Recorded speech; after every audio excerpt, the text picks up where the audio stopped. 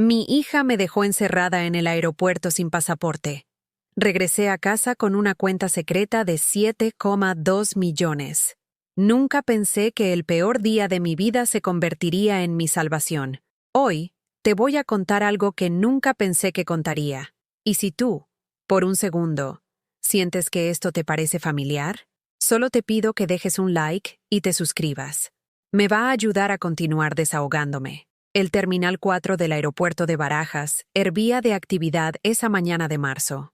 Yo, Teresa Morales, de 63 años, estaba parada junto al mostrador de Iberia con mi vieja maleta de cuero marrón que había heredado de mi madre. Llevaba mi mejor vestido azul marino, el que reservaba para ocasiones especiales, y mis zapatos negros recién lustrados. Había tardado 2 horas en arreglarme el cabello en un moño elegante, porque quería estar perfecta para el crucero familiar que Lucía, mi hija, había organizado para celebrar mis años de sacrificio. Por primera vez en décadas me sentía importante, especial. Mi corazón latía con la emoción de una adolescente. Después de años cuidando a los gemelos de Lucía, trabajando de costurera hasta altas horas para ayudarle con los gastos, limpiando su apartamento porque estaba muy ocupada con su nueva relación.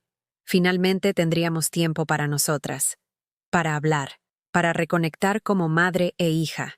«Mamá, espérame aquí», me dijo Lucía con esa voz áspera que había desarrollado en los últimos años. «Voy a resolver unos papeles en el mostrador. No te muevas de este banco, ¿vale?» La obedecí, como siempre. Me senté en el banco metálico frío, abrazando mi bolso de piel negra contra el pecho. Dentro llevaba mis medicinas para la presión, una fotografía de los niños, mi rosario de nácar y los ahorros que había juntado trabajando domingos extras. 300 euros para gastos del viaje. También llevaba la bufanda de lana que había tejido durante las largas noches de invierno, pensando en el viento fresco del mar. Lucía se alejó arrastrando su elegante maleta con rueditas, vestida con un traje sastre negro que yo le había pagado el año anterior cuando consiguió su trabajo en la gestoría. Sus tacones repiqueteaban contra el suelo de mármol con autoridad. A los 35 años, mi hija se había convertido en una mujer que irradiaba éxito, pero sus ojos me miraban con algo que no sabía identificar entonces, pero que ahora reconozco como desdén. Los minutos pasaron, luego las horas. Observé a las familias que corrían hacia las puertas de embarque, niños tirando de las manos de sus padres, parejas de ancianos caminando despacio pero juntos, ejecutivos hablando por teléfono mientras arrastraban maletas ostentosas. El aeropuerto era un río humano donde todos parecían tener un destino, un propósito. Yo seguía sentada en el mismo banco. A las 11 de la mañana marqué el número de Lucía. Buzón de voz. A las 12 lo intenté otra vez. Nada. A la 1 de la tarde, cuando mi estómago ya rugía de hambre y mis piernas empezaban a entumecerse, una azafata se acercó a preguntarme si necesitaba ayuda. «Estoy esperando a mi hija», le dije con una sonrisa forzada. «Ya va a venir». Pero dentro de mí, algo frío y pesado se asentaba en el estómago como una piedra. A las 2 de la tarde, mi teléfono vibró. Un mensaje de WhatsApp de Lucía. «Mamá, lo siento, era mejor así. No estabas preparada para el viaje. Las fechas se complicaron. Ya hablaremos cuando vuelva». Leí el mensaje 3 veces antes de que las palabras cobraran sentido. Mis manos temblaron mientras buscaba frenéticamente en mi bolso. Mi pasaporte. Mi pasaporte no estaba. Se lo había entregado a Lucía esa mañana cuando me pidió todos los documentos para agilizar el check-in. Había confiado en ella como había confiado toda la vida. El suelo del aeropuerto se movió bajo mis pies. Las voces a mi alrededor se volvieron un zumbido lejano. Una mujer mayor vestida con ropa modesta pero limpia, sentada sola en un aeropuerto internacional, sin pasaporte, sin dinero suficiente para un taxi de vuelta, sin nadie a quien llamar. «¿Se encuentra bien, señora?» Una voz amable. Un guardia de seguridad joven se había acercado. Mi hija se fue sin mí», susurré, y las palabras salieron quebradas. «No tengo mis documentos». El joven me miró con compasión. Había visto esto antes. Me di cuenta. Familias rotas, ancianos abandonados, la crueldad ordinaria que se esconde detrás de las puertas cerradas. Durante las siguientes 4 horas, amables empleados del aeropuerto me ayudaron a contactar a un taxi. La azafata, Marta, me compró un bocadillo y un café con su propio dinero. El guardia, Miguel, se quedó conmigo hasta que llegó el conductor, un hombre mayor con ojos tristes que no me cobró la tarifa completa cuando le conté mi historia. El viaje de vuelta a Sevilla se hizo eterno. Por la ventanilla del taxi veía la carretera A4, los olivares de Andalucía extendiéndose hasta el horizonte, los pueblos blancos parpadeando bajo el sol de la tarde. Todo igual que siempre, pero yo ya no era la misma persona que había salido esa mañana llena de ilusiones. Cuando llegué a mi casa en el barrio de Triana, a las 9 de la noche, saqué las llaves con dedos entumecidos por el frío y la tensión. La llave no entraba en la cerradura. Probé otra vez. Y otra. La cerradura había sido cambiada. Mi vecina, doña Carmen, salió al escuchar mis sollozos. «Teresa, hija, ¿qué te pasa? Lucía estuvo aquí esta mañana con un cerrajero. Dijo que te habías ido al extranjero por mucho tiempo y que necesitaba asegurar la casa». Ahí, parada frente a la puerta de mi propia casa, la casa que había comprado con 20 años de trabajar hasta que me dolieran los dedos, la casa donde había criado sola a Lucía después de que su padre nos abandonara, donde había llorado mis penas y celebrado mis pequeñas alegrías. Me di cuenta de la verdad que había estado negando durante años. Para mi hija, yo no era una madre, era un estorbo. Esa noche dormí en el banco de la plaza de la iglesia de Santa Ana, envuelta en mi bufanda tejida y usando mi bolso como almohada. A los 63 años, después de una vida entera de trabajo honrado, me había convertido en una indigente en mi propio barrio. Las farolas proyectaban sombras largas sobre el adoquinado húmedo, y cada ruido me sobresaltaba. Un gato callejero se acercó y se acurrucó junto a mis pies. Al menos él no me juzgaba.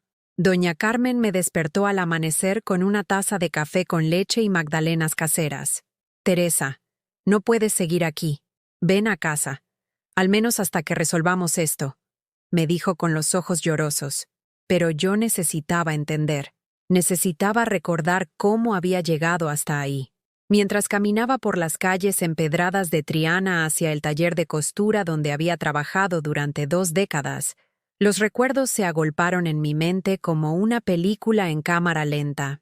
Cada esquina, cada balcón con geranios, cada olor a azahar me devolvía a momentos que había enterrado bajo capas de justificaciones y esperanza ciega. Lucía tenía 5 años cuando Antonio, su padre, decidió que éramos demasiada responsabilidad para su nueva vida de soltero. Se fue un martes por la mañana, dejando solo una nota sobre la mesa de la cocina. «No sirvo para esto. Lo siento». 50 duros en un sobre y el silencio más cruel que había escuchado jamás. Esa primera noche sola, Lucía había llorado preguntando por papá. Yo la abracé en nuestra cama matrimonial, ahora demasiado grande y fría, y le prometí entre lágrimas que nunca la abandonaría, que siempre tendría a mamá, que íbamos a salir adelante juntas. ¡Qué ironía tan amarga! Al día siguiente de la partida de Antonio, conseguí trabajo en el taller de Doña Remedios. 8 horas diarias cosiendo dobladillos, pegando botones, surciendo desgarros en uniformes de colegio y vestidos de primera comunión. Mis dedos aprendieron a moverse con precisión milimétrica, cada puntada perfecta, cada costumbre automatizada hasta convertirse en música silenciosa. Lucía crecía hermosa, pero rebelde. A los 13 años ya me gritaba que me odiaba, que por mi culpa vivíamos en esta casa de pobres, que todas sus amigas tenían madres con trabajos importantes y padres que las llevaban de vacaciones.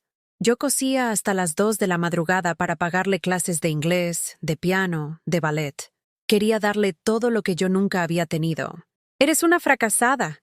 Por eso papá se fue».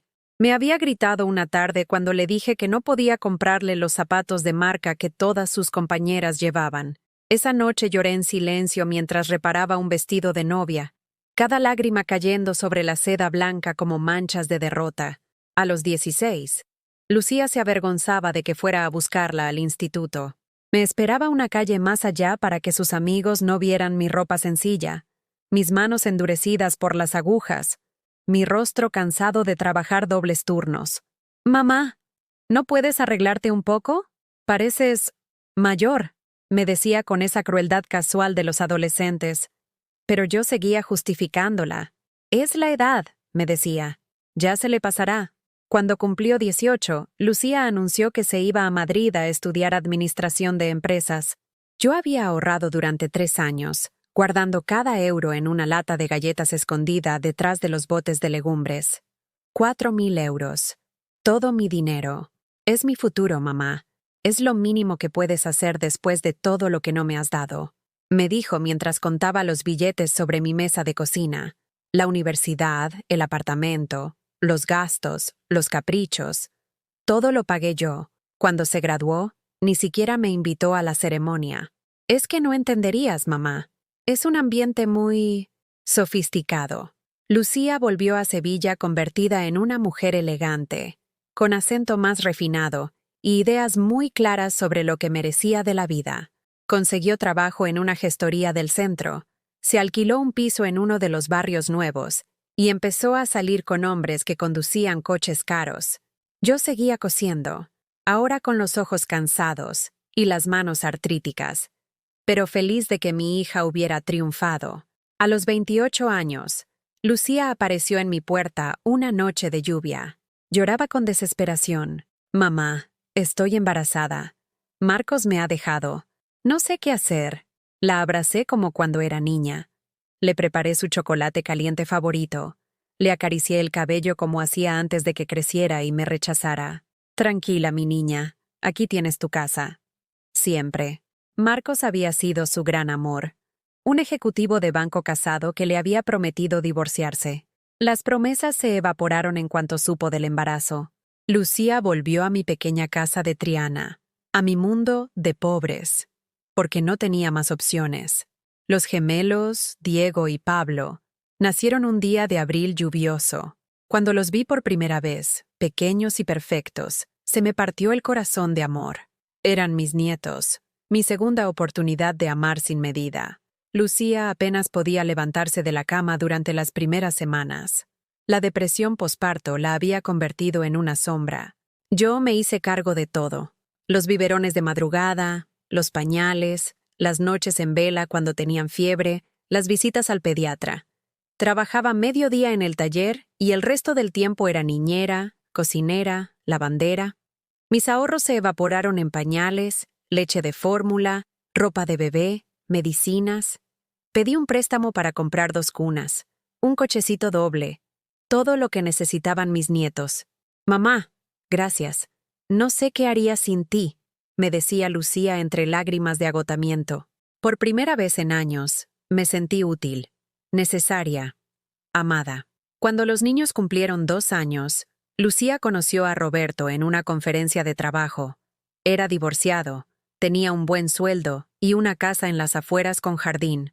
Se casaron 6 meses después, en una ceremonia íntima, donde yo no pude invitar a nadie porque era algo muy privado.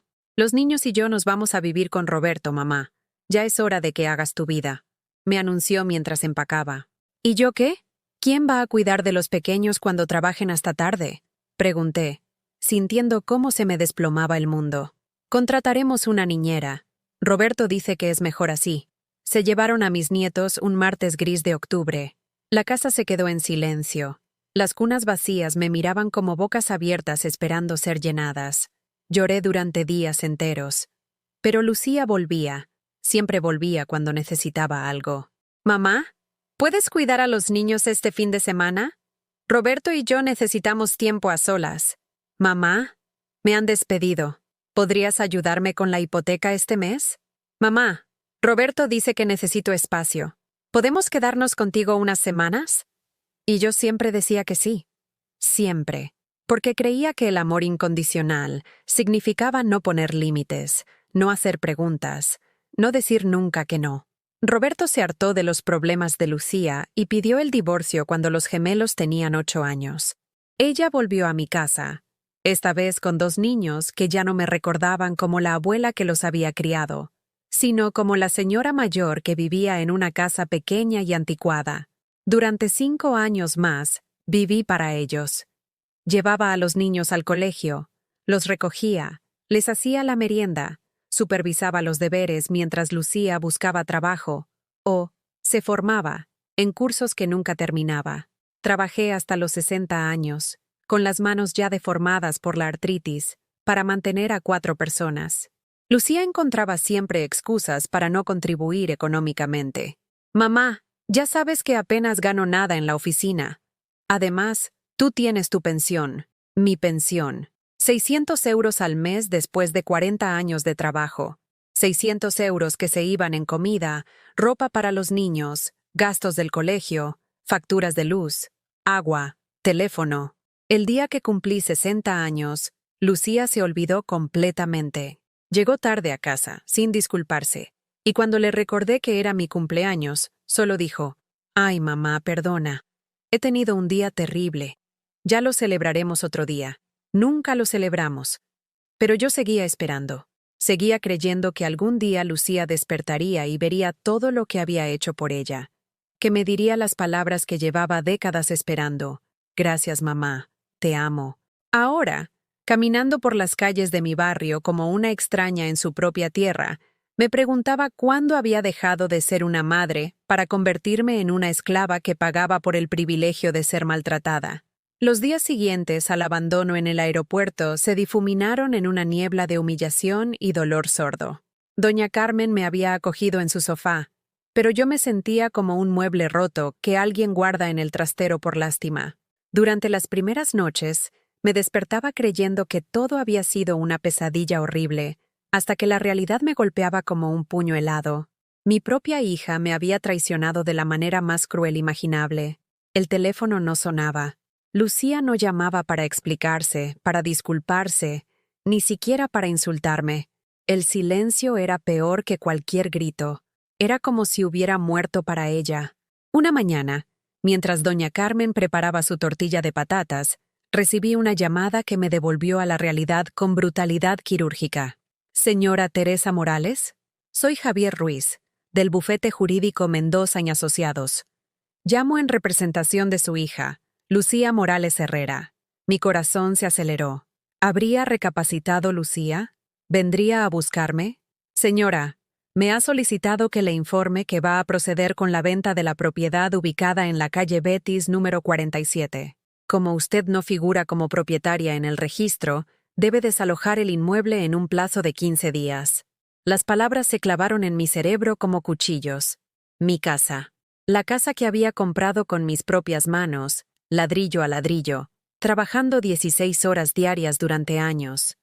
La casa donde había criado a Lucía sola, donde había cosido hasta sangrar los dedos para pagarle la universidad, donde había cuidado a mis nietos como si fueran mis propios hijos. Perdón, ¿cómo que no figuro como propietaria? Yo compré esa casa en 1987. Susurré con la voz quebrada. Según nuestros registros, la propiedad fue transferida legalmente a nombre de Lucía Morales Herrera hace 3 años, cuando usted firmó el poder notarial. ¿Recuerda haber firmado algún documento? Sí, lo recordaba.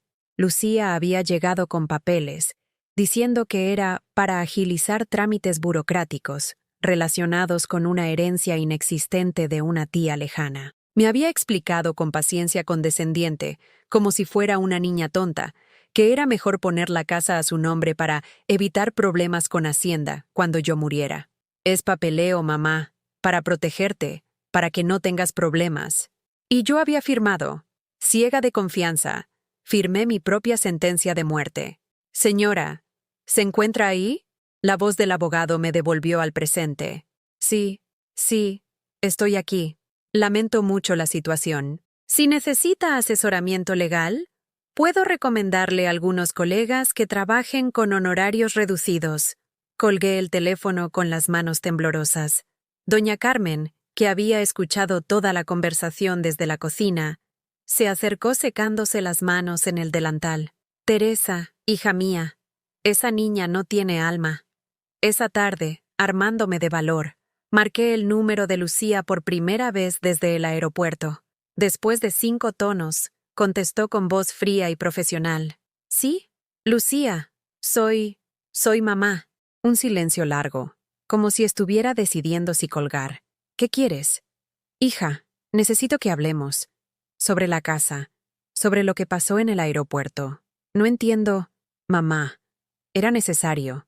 Tú no lo ves, pero te estás volviendo rara, senil. El otro día te vi hablando sola en el mercado. Pablo, mi novio, es psicólogo y me ha explicado que a tu edad es normal que empiecen los problemas mentales. Pablo, un novio nuevo del que no sabía nada. ¿Rara? ¿Senil? Lucía, yo estoy perfectamente... No, mamá, no estás bien. Por eso cancelé el viaje. No podía llevarte en esas condiciones. ¿Te imaginas la vergüenza si hubieras tenido uno de tus episodios delante de otras personas? ¿Episodios? ¿De qué hablaba? Y la casa, mamá. La casa está mejor en mis manos. La voy a vender para financiar mi nuevo negocio.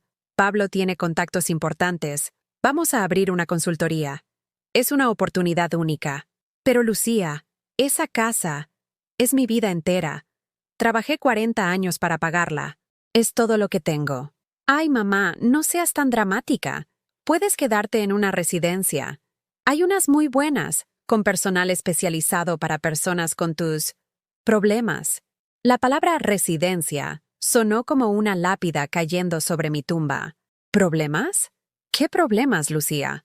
Yo te cuidé a ti, cuidé a tus hijos, trabajé hasta destruirme la salud para darte todo. Exacto, mamá. Ese es el problema. Siempre has sido obsesiva conmigo. Posesiva. Pablo dice que es una forma de maltrato psicológico, esa manera de hacer que me sienta culpable por todo. Necesito espacio para sanar. Me quedé sin respiración. Maltrato psicológico. Yo, que había dado mi vida entera por ella. Los nietos, ¿puedo al menos ver a Diego y Pablo? Los niños están mejor sin tu influencia negativa. Han empezado terapia para superar todo el daño que les has hecho con tu comportamiento tóxico. Daño. Tóxico. Las palabras de Lucía se clavaban en mi pecho como dagas envenenadas.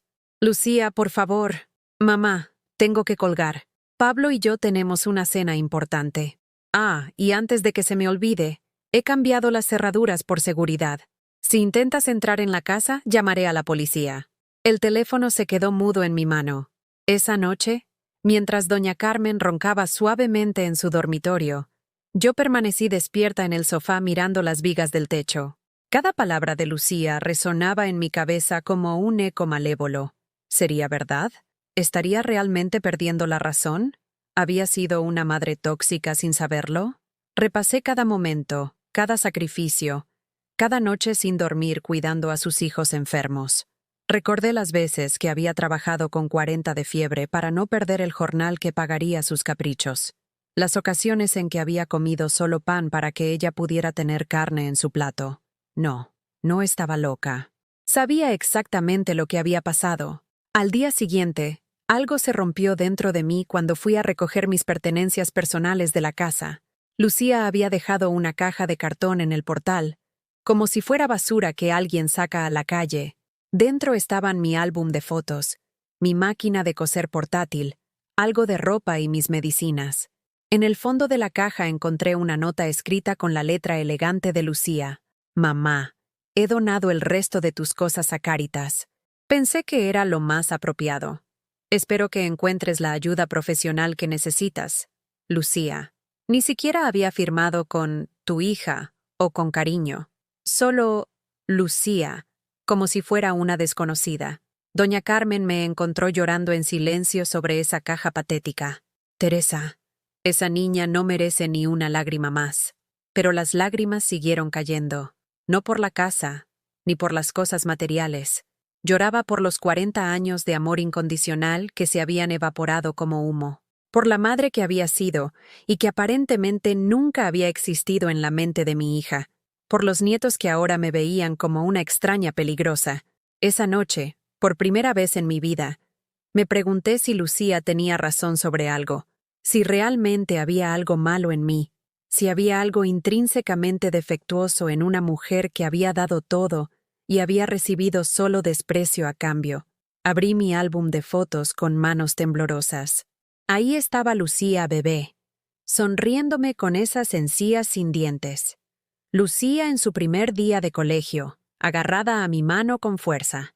Lucía en su graduación universitaria, donde yo había estado ausente porque no encajaba. Los gemelos recién nacidos, tan pequeños en mis brazos arrugados. ¿Cuándo había dejado de ser amor y se había convertido en comportamiento tóxico? ¿En qué momento mi sacrificio se había transformado en manipulación? Cerré el álbum y lo guardé en el fondo de la caja. Por primera vez en 63 años, me pregunté quién era Teresa Morales cuando nadie necesitaba nada de ella. La respuesta me aterrorizó. No tenía ni idea. 3 días después de aquella conversación devastadora, el timbre de doña Carmen sonó insistentemente a las 7 de la mañana. Yo estaba en la cocina preparando café con leche cuando escuché voces conocidas en el portal. Mi corazón dio un vuelco. Eran Diego y Pablo, mis nietos, acompañados por una mujer joven de aspecto severo que no conocía. Abuela Teresa, ¿estás ahí? La voz de Diego, ahora de 13 años, sonaba extraña, más formal de lo habitual. Corrí hacia la puerta con una sonrisa que me dolía en las mejillas. Hacía semanas que no los veía. Cuando abrí, sus rostros me cortaron la respiración. Me miraban con una mezcla de lástima y precaución, como si fuera un animal herido que podría atacar en cualquier momento. «Hola, mis niños», susurré, extendiendo los brazos. Pablo, el menor, retrocedió instintivamente. Diego se quedó inmóvil, sin devolverme el abrazo. «Señora Morales», intervino la mujer desconocida con voz profesional. «Soy Carmen Vázquez, trabajadora social. He venido con los menores porque han expresado su deseo de hablar con usted». ¿Trabajadora social? ¿Menores? ¿Desde cuándo mis nietos necesitaban protección oficial para verme? Abuela. Diego habló con la voz quebrada de un adolescente que había ensayado estas palabras. Mamá nos ha explicado lo que está pasando. Que tienes problemas. Que no estás bien de la cabeza. ¿Problemas? Pero Diego, amor mío, yo estoy perfectamente. ¿Qué os ha dicho vuestra madre? La trabajadora social me observaba tomando notas en una libreta. Pablo se agarraba a la mano de su hermano mayor como si yo fuera una extraña peligrosa. Nos dijo que tienes una enfermedad que te hace olvidar cosas y ponerte violenta, continuó Diego, evitando mirarme a los ojos. Que por eso te dejó en el aeropuerto, para protegernos. Las palabras me golpearon como bofetadas. ¿Violenta? En toda mi vida jamás había levantado la mano a nadie, mucho menos a mis nietos. Diego, Pablo, eso no es verdad. Yo nunca, jamás os haría daño. Vosotros sois lo que más amo en este mundo. Abuela, ¿es verdad que a veces hablas sola? Preguntó Pablo con esa inocencia cruel de los niños. Mamá dice que es un síntoma. ¿Hablar sola? Sí.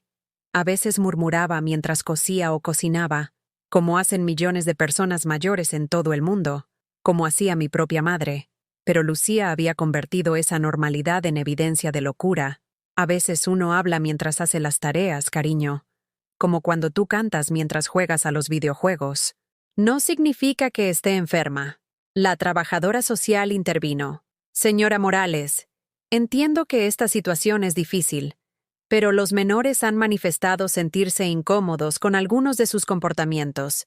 Han relatado episodios de llanto excesivo, de abrazos demasiado largos, de comentarios sobre su fallecido abuelo que les resultan perturbadores. ¿Llanto excesivo? Había llorado el día que cumplieron años y no me invitaron a la fiesta. ¿Abrazos demasiado largos? Los abrazaba como había abrazado a Lucía, con todo el amor que tenía. ¿Comentarios sobre su abuelo? Les había contado historias bonitas de Antonio, tratando de que conocieran algo positivo de su herencia familiar. Todo lo que había hecho por amor había sido reinterpretado como síntomas de desequilibrio mental. Además, continuó la mujer, su hija nos ha informado de comportamientos financieros irresponsables. Al parecer, ha estado gastando dinero de manera compulsiva y ha perdido documentos importantes. ¿Comportamientos financieros irresponsables? Los únicos gastos irresponsables habían sido los regalos para los niños, los juguetes caros que Lucía no podía permitirse pero que yo compraba trabajando horas extra. Los documentos los había perdido ella, manipulándome para que se los entregara. Diego me miró con ojos que ya no eran los de mi nieto, sino los de un extraño compasivo. Abuela, solo queremos que te pongas bien. Mamá dice que hay lugares donde pueden ayudarte. ¿Lugares? Pregunté, aunque ya sabía la respuesta. Una residencia especializada, confirmó la trabajadora social, con personal médico capacitado para tratar su condición, mi condición, como si amar demasiado fuera una enfermedad diagnosticable. No quiero ir a ninguna residencia, dije con la voz más firme que pude reunir. No estoy enferma. Esto es una venganza de mi hija porque... Abuela, me interrumpió Diego. Por favor, no digas cosas malas de mamá. Ella solo quiere lo mejor para ti. Ahí estaba. Lucía había hecho su trabajo perfecto. Había convertido a mis propios nietos en sus aliados, convenciéndolos de que yo era el problema, de que ella era la víctima de mi amor enfermizo. Pablo se acercó tímidamente y me dio un abrazo rápido, mecánico. Te queremos, abuela, pero tienes que curarte. Después de que se marcharan, me quedé inmóvil en el sofá de doña Carmen durante horas. La anciana me trajo té con manzanilla y se sentó a mi lado en silencio, respetando mi dolor. Teresa, me dijo finalmente, esa niña es el diablo con cara de ángel. Pero yo no podía aceptarlo todavía. Una parte de mí seguía buscando excusas, justificaciones. Quizás Lucía realmente creía que estaba enferma. Quizás había malinterpretado mis comportamientos. Quizás si me disculpaba, si aceptaba ir a un médico para demostrar que estaba cuerda, podríamos arreglar las cosas. Esa noche llamé a Lucía una vez más. ¿Ahora qué quieres? Su voz sonaba exasperada.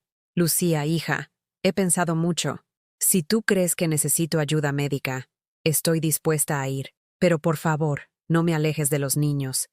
Ellos son mi vida. Un suspiro largo al otro lado de la línea. Mamá, es demasiado tarde para eso. Los niños ya han decidido. No quieren verte hasta que no estés mejor. Pero yo puedo mejorar. Puedo cambiar lo que sea necesario. No es tan simple. Pablo, mi novio, dice que personas como tú rara vez cambian realmente. Que es mejor hacer un corte limpio. Pablo, siempre Pablo. Un hombre al que nunca había visto dictando el futuro de mi relación con mi propia familia. ¿Puedo al menos conocer a Pablo? ¿Hablar con él? ¿Explicarle? No. Pablo prefiere mantenerse al margen de toda esta situación. Le resulta muy estresante. Le resulta estresante a él. Un extraño que había aparecido en nuestras vidas hacía pocos meses tenía más poder de decisión sobre mi futuro que yo misma. Lucía, por favor, soy tu madre. Exacto, mamá. Eres mi madre. Y como tu hija, tengo la responsabilidad de protegerte de ti misma, protegerme de mí misma. La frase más cruel que había escuchado jamás. He contactado con la residencia Santa Clara. Es muy buena. Tienen jardines bonitos y actividades para personas de tu edad. Podrás hacer manualidades, jugar a las cartas. No quiero jugar a las cartas, Lucía. Quiero estar con mi familia. Esa mentalidad obsesiva es exactamente el problema, mamá. Una persona sana de tu edad debería tener sus propios intereses, sus propias amistades. No vivir para otros. Vivir para otros. Eso había sido mi pecado capital. Amar con demasiada intensidad, dar con demasiada generosidad, sacrificarme con demasiada frecuencia. ¿Y si no quiero ir? Mamá, no hagas esto más difícil de lo que ya es. Tengo toda la documentación legal necesaria. El poder notarial que firmaste me permite tomar decisiones sobre tu bienestar. Otra vez ese maldito poder notarial. La trampa perfecta en la que había caído por confianza ciega.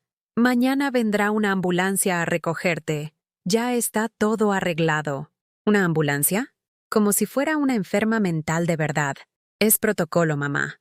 No seas dramática. Cuando colgó, me quedé con el teléfono en la mano sintiendo cómo se me escapaba la última oportunidad de ser yo misma. Teresa Morales, la costurera, la madre, la abuela, estaba muriendo. En su lugar nacía Teresa Morales, la paciente, la enferma, la carga social. Doña Carmen me encontró empacando mis pocas pertenencias en una maleta pequeña. ¿Qué haces, Teresa? Mañana vienen a buscarme, para llevarme a una residencia. ¿Y tú vas a dejar que te hagan eso? La pregunta me detuvo. ¿Lo iba a permitir? Durante 63 años, había permitido que otros tomaran decisiones por mí. Primero Antonio eligiendo abandonarnos, Luego Lucía eligiendo cómo gastar mi dinero, dónde vivir, cuándo ver a mis nietos, qué pensar de mí misma. Pero algo pequeño y duro se estaba formando en mi pecho, una semilla de rebeldía que había estado dormida durante décadas. No lo sé, Carmen, ya no sé nada. Esa noche, mientras escuchaba los ruidos nocturnos de Sevilla filtrándose por la ventana, tomé una decisión que cambiaría el resto de mi vida. No me subiría a esa ambulancia. Era hora de descubrir quién era Teresa Morales, cuando nadie más decidía por ella. A las 6 de la mañana siguiente, me levanté del sofá de doña Carmen con una claridad mental que no había sentido en años. Por primera vez en décadas, no me despertaba preguntándome qué necesitaría Lucía de mí ese día. No tenía que planificar comidas para niños ingratos, ni preocuparme por facturas que no podía pagar, ni soportar desprecios disfrazados de preocupación. Me vestí con mi mejor vestido, el azul marino que había llevado al aeropuerto, y me peiné cuidadosamente. Si iba a enfrentar el mundo sola por primera vez en mi vida, lo haría con dignidad. Teresa, ¿estás segura de esto?, me preguntó doña Carmen mientras me veía guardar mis documentos en el bolso. Pueden buscarte, obligarte. Carmen, tengo 63 años. No soy una niña ni una loca. Si no he cometido ningún delito, nadie puede obligarme a ir a donde no quiero ir. Las palabras salieron de mi boca con una firmeza que me sorprendió a mí misma. Durante años había hablado con la voz baja y sumisa de alguien que siempre está disculpándose por existir. Pero esa mañana, mi voz sonaba diferente. Sonaba como la de una mujer que acababa de recordar que tenía derechos. A las 8 en punto, tal como había prometido Lucía, sonó la sirena de una ambulancia acercándose por la calle. Desde la ventana de doña Carmen, vi cómo se detenía frente al portal de mi antigua casa. 2 sanitarios bajaron, seguidos por una mujer con bata blanca que parecía médica, y para mi horror, por la trabajadora social del día anterior. Esperaron, tocaron el timbre, golpearon la puerta. Finalmente, uno de los sanitarios sacó su teléfono y marcó un número. Podía imaginar la conversación. Señorita Morales, hemos llegado a recoger a su madre, pero no está en la dirección que nos dio. Desde mi escondite, vi llegar a Lucía en un taxi. Bajó nerviosa, con el teléfono pegado a la oreja, gesticulando exageradamente. Llevaba un traje negro elegante, como si fuera a un funeral. Quizás en su mente retorcida, sí lo era. El funeral de la madre que había decidido enterrar en vida. Los vi hablar entre ellos durante varios minutos. Lucía señalaba hacia diferentes direcciones, obviamente sugiriendo dónde podría estar. En un momento dado, la vi mirar directamente hacia la ventana donde yo me escondía. Nuestros ojos se cruzaron durante un segundo eterno. Vi en su rostro algo que me heló la sangre. No preocupación ni amor herido, sino una irritación fría, como la de alguien que ha perdido un objeto valioso que necesita para completar una transacción. Después de media hora de búsqueda infructuosa, el equipo médico se marchó. Lucía se quedó unos minutos más, caminando por la calle, mirando hacia las ventanas de los vecinos con expresión calculadora. Finalmente, también se fue, pero no antes de hacer una llamada que duró varios minutos. Ya está, susurré para mí misma. Ya no hay vuelta atrás. Doña Carmen me sirvió un café con leche y magdalenas caseras, pero yo apenas podía tragar. No era miedo lo que sentía, sino algo más extraño, una mezcla de terror y euforia, como si acabara de saltar de un acantilado sin saber si tenía alas para volar. ¿Y ahora qué vas a hacer?, me preguntó la anciana. No lo sé. Por primera vez en mi vida, no tengo ni idea de qué voy a hacer mañana. Y era liberador, aterrorizante, pero liberador. Esa tarde, mientras doña Carmen hacía la siesta, decidí caminar por Sevilla como no lo había hecho en años. No tenía prisa, no tenía que llegar a ningún sitio a ninguna hora. Caminé por las calles empedradas de Triana, crucé el puente hacia el centro histórico, me senté en un banco de la Plaza de España y observé a los turistas tomando fotografías.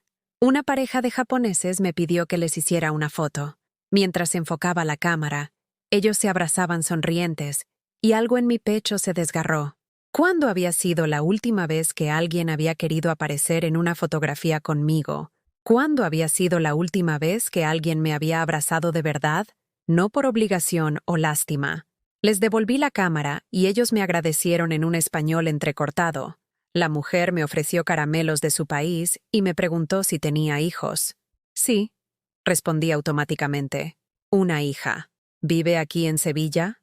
Me quedé callada un momento. ¿Cómo explicar que mi hija vivía a 15 minutos de donde estábamos, pero que para ella yo había muerto? No, dije finalmente. Vive muy lejos. Era cierto, de alguna manera. La distancia emocional era más vasta que cualquier océano. Esa noche, en el sofá de doña Carmen, tomé la decisión que cambiaría todo. Saqué de mi bolso una tarjeta de visita arrugada que había guardado durante meses. La de un abogado que atendía cerca del mercado. Un hombre mayor que había visto trabajar en casos de herencias complicadas. Al día siguiente, sin avisar a nadie, me planté en su despacho. Señor Martínez, necesito ayuda. Mi hija me ha robado la casa usando un poder notarial que firmé sin entender realmente lo que hacía. Manuel Martínez tenía 70 años, la barba blanca perfectamente recortada y los ojos azules más bondadosos que había visto jamás. Escuchó mi historia completa sin interrumpir, tomando notas ocasionales en un bloc amarillo. Teresa, me dijo cuando terminé, lo que te ha hecho tu hija es técnicamente legal, pero moralmente repugnante. El poder notarial que firmaste es muy amplio. Le da control sobre todas tus decisiones financieras y médicas. ¿No hay nada que pueda hacer? Hay algunas opciones. Podemos intentar demostrar que firmaste el documento bajo coacción o sin plena comprensión de sus consecuencias. También podemos solicitar una evaluación psicológica independiente para demostrar que estás en plenas facultades mentales. ¿Cuánto tiempo llevará? Meses, quizás años. Y será costoso. No tengo dinero, señor Martínez. No tengo nada. El abogado me miró con compasión. Teresa, voy a hacer algo que no hago normalmente. Voy a llevarte el caso pro bono, sin cobrar nada. Tengo una hija de tu edad, y si alguien le hiciera esto... Bueno, digamos que entiendo tu situación. Por primera vez en semanas, lloré lágrimas que no eran de dolor sino de alivio. Alguien me creía. Alguien me ayudaba sin pedir nada a cambio. Salí del despacho del abogado sintiéndome diferente. No más fuerte exactamente, pero sí más real, más dueña de mi propio destino. Esa tarde decidí hacer algo que no había hecho en décadas. Entré en una cafetería elegante del centro y pedí un café con leche y una porción de tarta de queso. No porque lo necesitara, no porque fuera sensato con mi limitado presupuesto, sino simplemente porque me apetecía. Me senté junto a la ventana y observé a la gente pasar. Ejecutivos con prisa, madres jóvenes empujando cochecitos, estudiantes con mochilas llenas de libros. Todos tenían vidas complicadas, problemas, alegrías, sueños. Todos eran protagonistas de sus propias historias. Por primera vez en mi vida, yo también lo era. El café estaba delicioso. La tarta, perfecta. Y yo, sentada ahí sola, disfrutando de un pequeño lujo sin tener que justificárselo a nadie, me sentí más libre de lo que me había sentido jamás. Cuando salí de la cafetería, el sol se ponía sobre los tejados de Sevilla, tiñendo el cielo de naranja y rosa. Hacía años que no me detenía a mirar un atardecer. Siempre había estado demasiado ocupada cosiendo, limpiando, cocinando, resolviendo problemas de otros. Saqué mi teléfono móvil, ese aparato básico que Lucía siempre criticaba por anticuado, y marqué su número por última vez. Contestó al segundo tono. «¿Mamá? ¿Dónde te has metido? He tenido que cancelar el ingreso en la residencia. Me has hecho quedar mal». Su voz destilaba irritación, no preocupación. «Lucía», dije con una calma que me sorprendió, «no voy a ingresar en ninguna residencia». «Mamá, no seas ridícula. No puedes vivir sola, no tienes casa, no tienes dinero». «Tienes razón en algo. No tengo casa porque tú me la robaste. Pero tengo un abogado, y vamos a recuperarla». Un silencio tenso al otro lado de la línea. «¿Un abogado? Mamá, no tienes dinero para pagar abogados». Hay personas buenas en el mundo, Lucía. Personas que ayudan sin pedir nada a cambio. Sé que es un concepto difícil de entender para ti. Mamá, estás cometiendo un error. Pablo dice que este comportamiento rebelde es típico de tu condición. Pablo, siempre Pablo, el hombre invisible que manejaba mi vida como un titiritero. Lucía, quiero que le digas algo a Pablo de mi parte, que se vaya al infierno, y tú puedes acompañarlo. Colgué el teléfono, y por primera vez en 63 años, me reía a carcajadas en medio de la calle, sin importarme que la gente me mirara. Teresa Morales acababa de nacer. 2 semanas después de mi llamada liberadora, Lucía apareció en casa de doña Carmen como una tormenta furiosa. Era un sábado por la tarde. Yo estaba ayudando a mi vecina a preparar croquetas para la cena, cuando escuchamos golpes violentos en la puerta. «Mamá, sé que estás ahí. Abre la puerta ahora mismo». La voz de Lucía atravesaba la madera como cuchillos. Doña Carmen me miró con preocupación, pero yo me sequé las manos en el delantal con una calma que me sorprendió. «Déjala que grite», le dije. «Ya no me da miedo». Los golpes continuaron, más fuertes, más desesperados. «Teresa Morales, como no abras, llamo a la policía». «Pues llámala», grité de vuelta. «A ver qué les dices, que tu madre no quiere verte». Se hizo un silencio tenso. Luego, el timbre sonó de manera intermitente, insistente. Finalmente, abrí la puerta de un tirón. Lucía estaba ahí, pero no era la mujer elegante y controlada que había conocido toda mi vida. Su cabello rubio teñido estaba despeinado, llevaba la misma ropa del día anterior arrugada y manchada, y sus ojos mostraban una desesperación salvaje que nunca había visto. Detrás de ella estaba Pablo. Lo reconocí inmediatamente, aunque fuera la primera vez que lo veía en persona. Tenía unos 40 años, alto, atractivo de esa manera artificial que da el gimnasio caro y los productos de belleza masculinos. Llevaba un traje gris impecable y me estudiaba con la frialdad clínica de alguien evaluando un espécimen interesante. «Hola, mamá», dijo Lucía con una sonrisa forzada que no llegaba a sus ojos. «Te he traído a alguien especial. Pablo ha querido conocerte finalmente». Pablo se adelantó con la mano extendida. «Señora Morales, es un placer conocerla por fin. Lucía me ha hablado mucho de usted».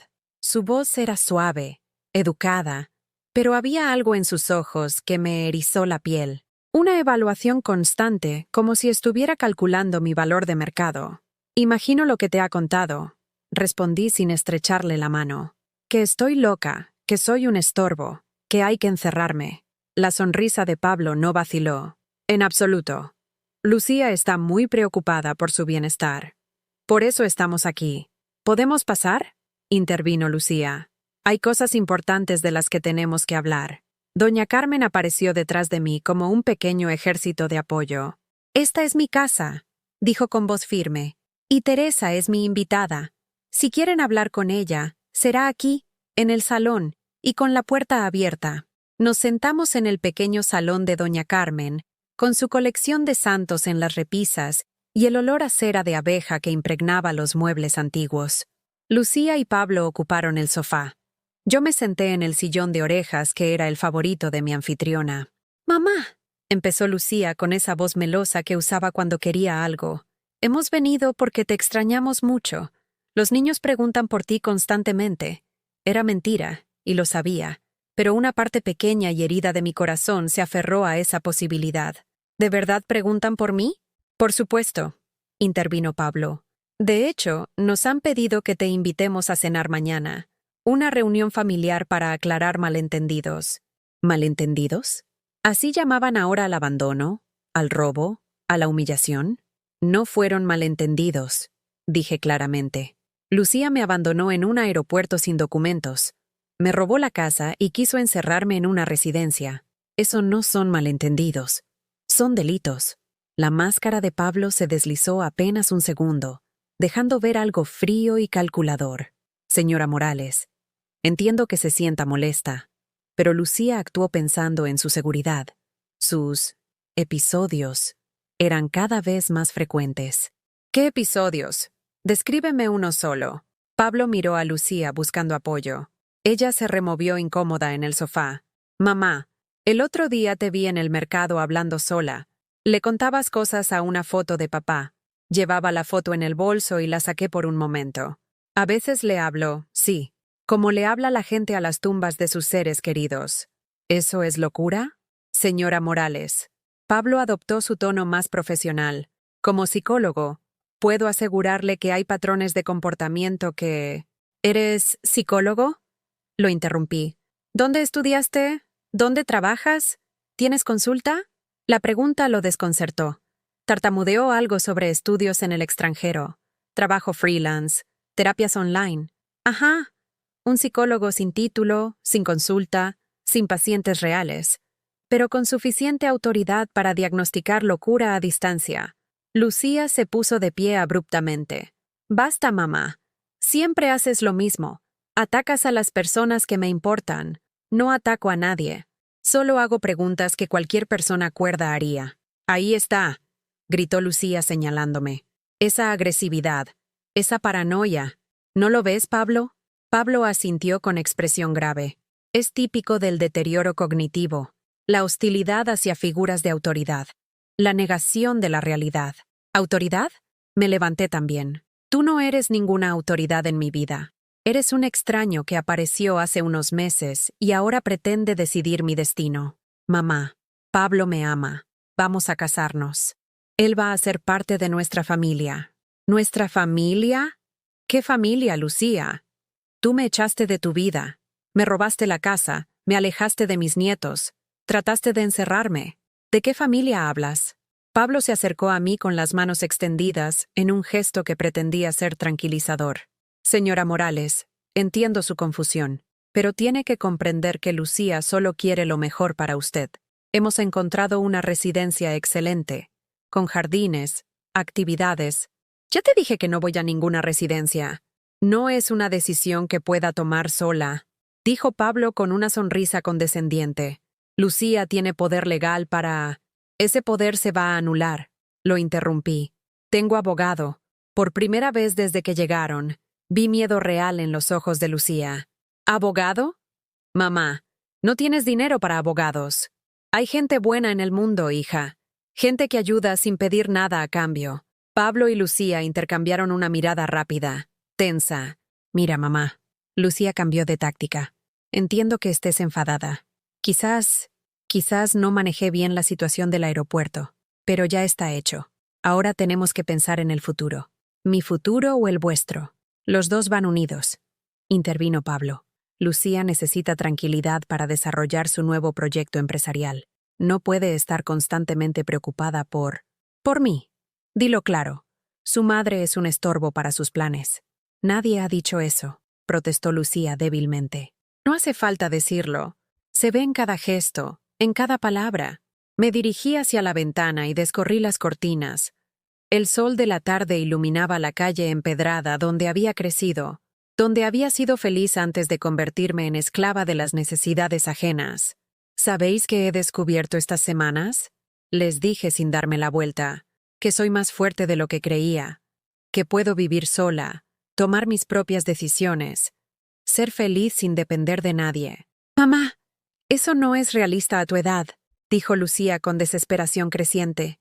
Necesitas cuidados, supervisión médica, como los que tú me has dado durante 40 años, robándome la casa, alejándome de mis nietos, intentando encerrarme. Pablo se acercó de nuevo, pero esta vez había abandonado la máscara amable. Señora, está siendo muy poco razonable. Lucía se ha sacrificado por usted durante años. La carcajada que salió de mi garganta los sorprendió a todos, incluyéndome a mí. ¿Sacrificado? ¿Lucía se ha sacrificado?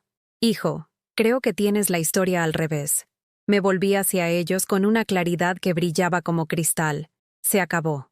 No voy a volver a justificar mi existencia ante nadie. No voy a disculparme por amar demasiado, por dar demasiado, por ser demasiado. Y desde luego, no voy a dejar que me encerréis como a un animal viejo que ya no sirve. Mamá, Lucía empezó a llorar, pero eran lágrimas de manipulación, no de dolor real. Por favor, piensa en los niños. Ellos necesitan estabilidad, no ver a su abuela comportándose así. Los niños están mejor sin vuestra toxicidad. Cuando sean mayores, si quieren conocer la verdad, sabrán dónde encontrarme. Pablo se puso de pie con brusquedad. Esto es inútil. Está claramente en un episodio psicótico. Lucía, creo que tendremos que usar otros métodos. ¿Qué métodos? Pregunté con curiosidad genuina. Tenemos testigos de su comportamiento errático. Documentación médica. Podemos solicitar un internamiento involuntario. Por fin había dicho la verdad. Por fin había mostrado sus cartas. Inténtalo, le dije con una sonrisa. Pero te advierto una cosa. Ya no soy la mujer asustada que era hace un mes. Ahora tengo voz, tengo apoyo legal, y tengo algo que tú nunca vas a entender. ¿El qué? Dignidad. Los eché de casa de doña Carmen esa tarde. Los vi alejarse por la calle, Lucía llorando histéricamente, Pablo hablando por teléfono con gestos agresivos. Esa noche, mientras cenaba las croquetas que habíamos terminado de hacer después de que se fueran, me di cuenta de algo extraordinario. Por primera vez en mi vida, había ganado una batalla. Y no pensaba perder la guerra. 3 meses después de aquella confrontación liberadora, mi vida había cambiado de formas que jamás habría imaginado posibles. Don Manuel, mi abogado, había logrado anular el poder notarial, alegando vicio en el consentimiento, y aunque el proceso legal para recuperar mi casa aún continuaba, yo había encontrado algo mucho más valioso: mi propia voz. Había alquilado un pequeño apartamento en el barrio de San Bernardo, un piso en una segunda planta con balcón a la calle y suficiente luz para mi nueva máquina de coser. Sí, había vuelto a coser, pero ahora lo hacía para mí, no por supervivencia, sino por el puro placer de crear algo hermoso con mis propias manos. Esa mañana de junio, mientras preparaba mi desayuno y escuchaba el programa de radio que se había convertido en mi compañía favorita, sonó el timbre. Al abrir la puerta, me encontré con la última persona que esperaba ver: Diego, mi nieto mayor. Estaba ahí parado, con sus 14 años recién cumplidos, más alto de lo que recordaba, con una mochila al hombro y los ojos llenos de lágrimas contenidas. Abuela. Su voz se quebró. ¿Puedo pasar? Lo abracé sin preguntas, sintiendo cómo su cuerpo tenso se relajaba contra el mío. Era más alto que yo ahora, pero seguía siendo mi nieto, el bebé que había cuidado desde sus primeros días. Siempre, mi amor, siempre puedes venir aquí. Preparé chocolate caliente mientras él se sentaba en mi pequeña cocina, mirando todo con curiosidad. Mi apartamento era modesto pero acogedor, lleno de plantas que había empezado a coleccionar y de los cojines coloridos que cosía en mis ratos libres. «Mamá dice que estás enferma», dijo finalmente, «que te volviste loca y que por eso no podemos verte». «¿Tú qué crees, Diego?» Me miró con esos ojos inteligentes que siempre había tenido. «Creo que mamá miente mucho últimamente». Le serví el chocolate con unas galletas que había comprado en la pastelería de la esquina. Galletas caras, de las buenas, porque ahora podía permitirme pequeños lujos sin sentirme culpable. «Cuéntame qué ha pasado en estos meses». Diego suspiró como un adulto cansado. «Pablo se mudó a casa. Ahora duerme en tu habitación, en tu cama. Ha cambiado todo. Tiró tus fotos, tus cosas. Dice que los recuerdos del pasado son tóxicos para mamá». Sentí una punzada, pero no de dolor sino de rabia controlada. «¿Y cómo estás tú con todo esto?» «Lo odio, abuela. Pablo nos grita por todo. Dice que somos malcriados, que mamá nos ha consentido demasiado. Ahora tenemos que pedirle permiso hasta para ir al baño por la noche». Mi nieto, mi pequeño Diego, bajó la cabeza avergonzado. «¿Y mamá?» «Mamá es diferente. Antes se ponía de nuestro lado cuando alguien nos regañaba. Ahora le da la razón a Pablo en todo. El otro día me pegó porque Pablo dijo que le había faltado al respeto». «¿Te pegó?» Diego se levantó la camiseta y me mostró un moretón amarillento en las costillas. Fue con el cinturón de Pablo. «Mamá dice que es por mi bien, que necesito disciplina masculina porque no tengo padre». Tuve que agarrarme al borde de la mesa para no temblar de furia. Mi Lucía, que había crecido sin violencia, que sabía lo que era crecer sin padre, ahora permitía que un extraño maltratara a sus hijos. «Diego, ¿por qué has venido hoy?» «Porque no aguanto más». «¿Y por qué?»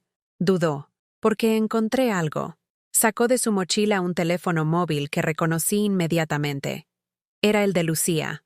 Se lo dejó olvidado en casa ayer y tenía mensajes abiertos. Me mostró la pantalla. Conversaciones de WhatsApp entre Lucía y Pablo que me helaron la sangre. ¿Ya firmaste los papeles de la venta de la casa? Sí. Mañana se cierra todo. 180.000 euros limpios. Perfecto.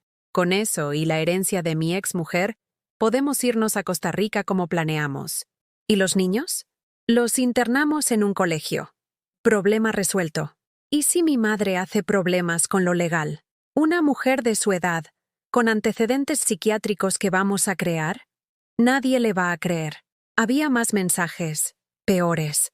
Pablo hablando de cómo había manipulado a otras mujeres mayores, de cómo era fácil convencer a viudas solitarias de que necesitaban ayuda masculina. Abuela, Diego lloraba abiertamente. Van a internarnos. Van a robarse todo el dinero y se van a ir sin nosotros. Lo abracé fuerte, sintiendo cómo mi corazón se partía y se reconstruía más fuerte al mismo tiempo. No van a internarte a ningún sitio, te lo prometo. Esa misma tarde, llamé a don Manuel y le mostré los mensajes. Su expresión se endurecía con cada línea que leía.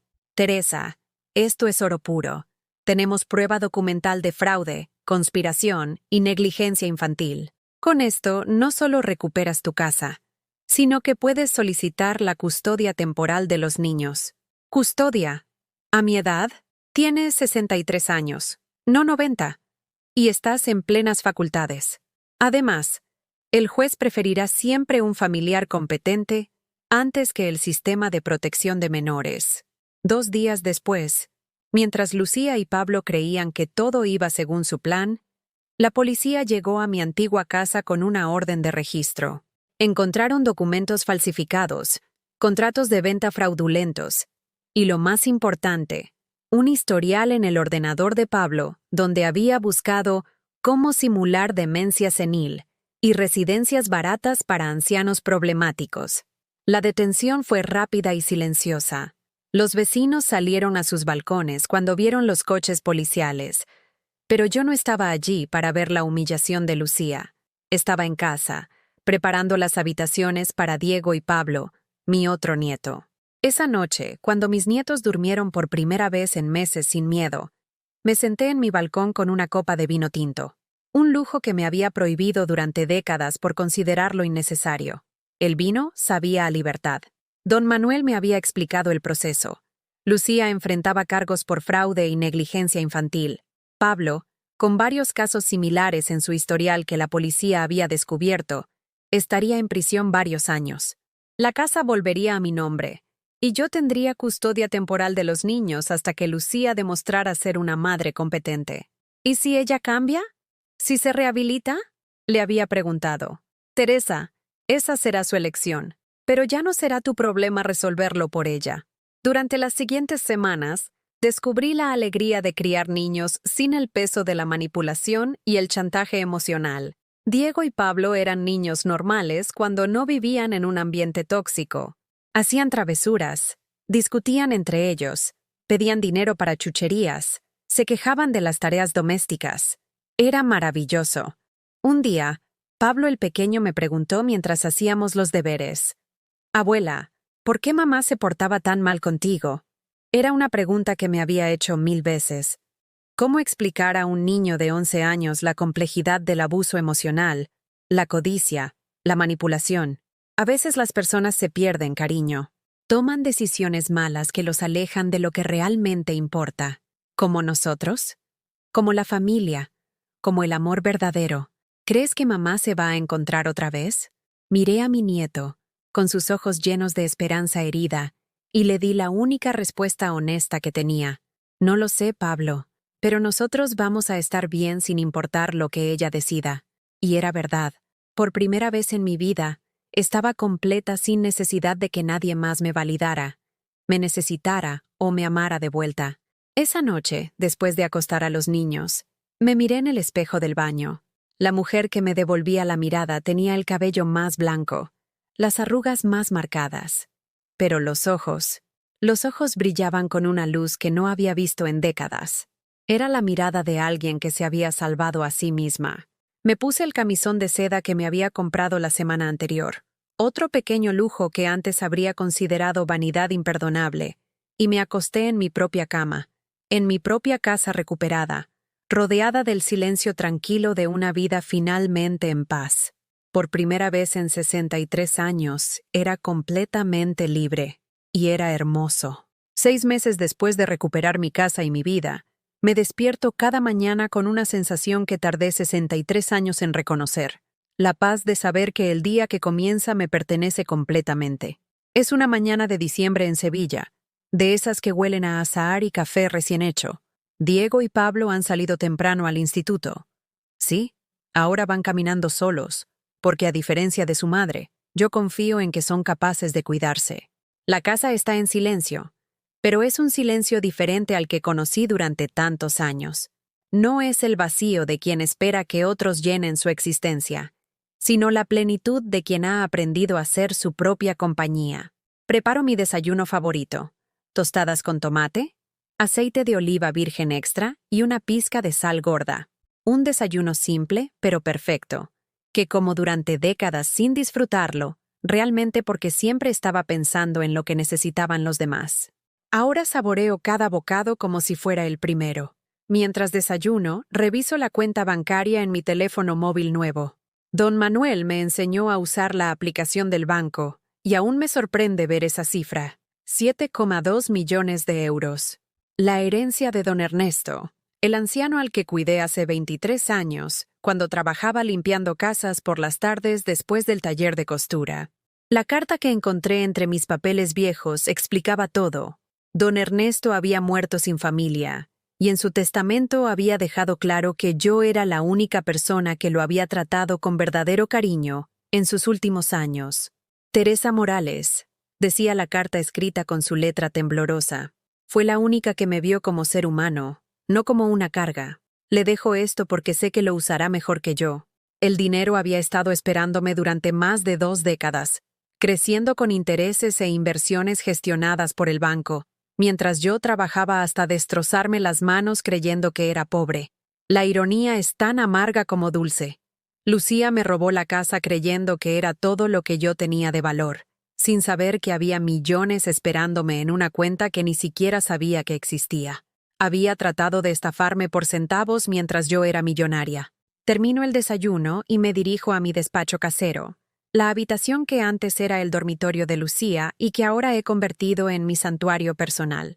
Las paredes están decoradas con fotografías de mis nietos, pero también con imágenes nuevas. Yo en el crucero por el Mediterráneo que hice sola el mes pasado. Yo en la clase de pintura a la que ahora asisto los martes. Yo con doña Carmen y las otras mujeres del grupo de apoyo que formamos para viudas y divorciadas. En el escritorio de madera maciza que me compré, otro lujo que me había negado durante décadas, tengo la correspondencia del día. Una carta de la fundación que he creado para mujeres mayores, víctimas de abuso familiar. Ya hemos ayudado a 14 mujeres a salir de situaciones similares a la mía, proporcionándoles asistencia legal, psicológica y económica para empezar de nuevo. También hay una postal de París enviada por Carmen Ruiz, una mujer de 60 años que escapó de la casa de sus hijos después de que estos la trataran como sirvienta gratuita durante años. Ahora vive en un apartamento propio en Montmartre y estudia francés. Gracias por enseñarme que nunca es tarde para vivir, dice la postal. Estas historias me llenan más que cualquier abrazo falso que recibí durante 40 años. El teléfono suena. Es don Manuel. Teresa, tengo noticias. Lucía ha salido en libertad condicional. El nombre de mi hija ya no me provoca ese puñetazo en el estómago que solía sentir. Es como escuchar el nombre de una conocida lejana. ¿Y? Ha pedido una cita contigo. Quiere hablar. ¿Después de 6 meses? ¿Ahora quiere hablar? Dice que ha estado en terapia, que ha reflexionado sobre sus errores. Me río suavemente. Es gracioso cómo las personas descubren la terapia y la reflexión justo cuando necesitan algo. Dile que no. ¿Estás segura? Completamente. Mi hija tuvo 63 años de oportunidades para tratarme con respeto. No necesito más conversaciones con ella. Es una decisión que tomo sin dolor, sin culpa, sin ese nudo en la garganta que me acompañó durante décadas. Simplemente, no tengo interés en revisitar un capítulo cerrado de mi vida. Después de colgar, Me siento en el sillón junto a la ventana desde donde puedo ver el patio interior de la casa. He plantado jazmines, geranios y un pequeño limonero que ya está dando frutos. El jardín es pequeño pero perfecto, como mi vida actual. Diego llega del instituto con Pablo colgado de su mochila. Han crecido tanto en estos meses. Diego ya es más alto que yo. Y Pablo está en esa edad adorablemente incómoda donde la voz le cambia sin previo aviso. Abuela, ¿qué hay para comer?, pregunta Pablo mientras se sirve un vaso de leche. Lentejas con chorizo y arroz con leche de postre. ¡Genial!, gritan los dos al unísono. Es curioso. Durante años cociné platos elaborados para Lucía, buscando desesperadamente su aprobación. Mis nietos son felices con lentejas caseras y me abrazan como si les hubiera dado el mundo. Mientras ellos hacen los deberes, yo preparo la cena escuchando la radio. La presentadora está leyendo cartas de oyentes, y una me llama la atención. Querida Esperanza, tengo 70 años y acabo de dejar la casa de mi hijo después de 5 años siendo su niñera gratuita. Me siento culpable por ser tan egoísta. ¿Está mal querer vivir mi propia vida a esta edad? Cojo el teléfono y marco el número de la radio. Cuando me pasan al aire, digo: Esperanza, soy Teresa, de Sevilla. Quiero decirle a esa oyente que no hay nada egoísta en quererse a uno mismo, que el amor propio no es un lujo, es una necesidad, y que nunca es tarde para empezar a vivir de verdad. Hablo durante 5 minutos sobre mi experiencia, sobre cómo aprendí que dar amor no significa anularse a sí mismo, sobre la diferencia entre ser necesaria y ser respetada. Cuando cuelgo, Diego y Pablo me miran con orgullo. Abuela, eres famosa, dice Pablo sonriendo. No, mi amor. Soy libre, que es mucho mejor. Esa noche, después de acostar a los niños, me sirvo una copa de vino tinto y me siento en el balcón. Las estrellas brillan sobre Sevilla y yo brindo por la mujer que fui, la que sufrió tanto, y por la mujer que soy ahora, la que aprendió a volar. Mañana viajaré a Barcelona para dar una charla en un centro de mujeres. La semana que viene iré a Córdoba a visitar otra de mis mujeres, como llamo cariñosamente a las que hemos ayudado desde la fundación. Y el mes próximo, Diego, Pablo y yo nos iremos 15 días a Mallorca, porque se lo prometí cuando sacaran buenas notas. Mi agenda está llena, pero de cosas que elijo yo. Mi casa es mía, mi dinero es mío, mi tiempo es mío, mi amor es mío para darlo a quien lo merezca. Lucía puede quedarse con su terapia y sus reflexiones. Yo me quedo con mi libertad. Antes de acostarme, me miro una vez más en el espejo del baño. La mujer que veo ahí tiene 64 años. Canas plateadas que ya no tiño porque me gustan así. Arrugas que cuentan la historia de una vida completa. Y ojos que brillan con la satisfacción de quien finalmente se encontró a sí misma. Buenas noches, Teresa, le digo a mi reflejo. Mañana será otro día hermoso, y es una promesa que sé que puedo cumplir, porque por primera vez en mi vida, mi felicidad depende solo de mí, y eso me parece el milagro más grande del mundo. ¿Has vivido algo parecido a lo que te he contado? ¿Conoces a alguien que haya pasado por una situación similar? Cuéntamelo en los comentarios. Y si esta historia te ha llegado al corazón, déjame tu like y suscríbete al canal. Nunca sabes cuándo alguien que conoces necesitará escuchar estas palabras.